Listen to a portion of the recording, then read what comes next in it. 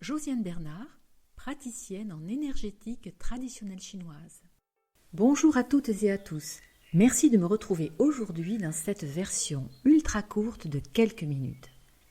Je vais vous parler de l'énergie de la rate. La médecine chinoise associe la rate à la 5e saison. Une 5e saison, me direz-vous ? Eh bien, oui. Et cette 5e saison est constituée de 4 périodes de 18 jours qui s'insèrent entre chacune des saisons. Mais la rate associée à la Terre représente aussi le centre, notre centre. Dans cette version courte, je fais l'impasse de l'approche de la rate en médecine occidentale. Voyons tout de suite l'approche dans la vision chinoise.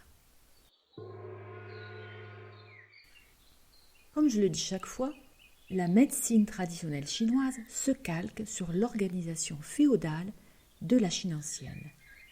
Et elle attribue à la rate le titre de ministre de l'Industrie et du Commerce. Je vais vous donner ici juste quelques fonctions et correspondances de la rate dans son environnement et comme d'habitude, quelques clés pour décoder les traits de caractère chez vous et chez les autres. De façon très succincte, je vais dire que la rate est associée à la terre. La terre est donc l'élément de la rate. Son orientation est le centre. L'élément qui peut l'affecter est l'humidité. Le sens est le toucher ou le tact. Elle se manifeste aux lèvres. Sa saveur est le doux, le sucré. Les tissus et les muscles sont en relation avec la rate. Son émotion est l'excès de réflexion, les ressassements.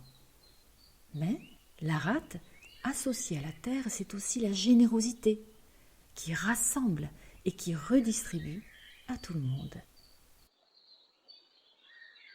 Il est dit que la rate est la résidence de l'intellect, de notre capacité à penser, à étudier, à nous concentrer et à mémoriser.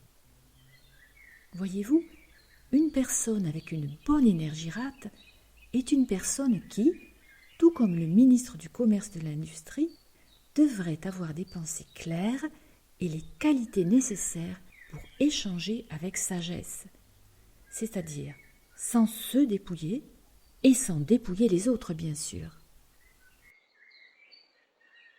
Les personnes avec une bonne rate sont des personnes au corps plutôt lourd, mais avec un esprit léger et élevé. Elles sont capables de recevoir et de donner. Donc, lors d'un dysfonctionnement de l'énergie de la rate, l'excès de réflexion va se manifester par des pensées que l'on rumine, des ressassements, comme une chanson qui ne nous quitte pas, par exemple. Et, dans ces formes extrêmes, on peut trouver des pensées obsessionnelles, avec des idées en boucle qui répètent sans cesse des situations passées. Et, dans un dysfonctionnement de terre dite rétentive, on peut également trouver des personnes avares qui gardent les choses pour elles et ne savent pas donner, ne savent pas redistribuer. La réflexion est une grande qualité lorsqu'elle est claire, mais poussée à l'extrême, lorsqu'elle se répète, elle devient pathologique, avec son lot d'inquiétude et de pessimisme. Voilà, cet audio est une introduction, une entrée en matière, si je puis dire. Pour aller plus loin dans la compréhension des traits de caractère et aborder l'aspect spirituel, je vous invite à écouter en suivant l'audio un peu plus long intitulé « La rate et la 5e saison en médecine traditionnelle chinoise ». Je vous invite aussi à lire le petit article de la rate sur mon blog. Vous y trouverez quelques conseils pour bien vivre cette 5e saison. Je vous dis donc à tout de suite pour la suite de ce décodage un peu plus approfondi de l'énergie de la rate au cœur de la tradition chinoise. Bye bye, à tout de suite.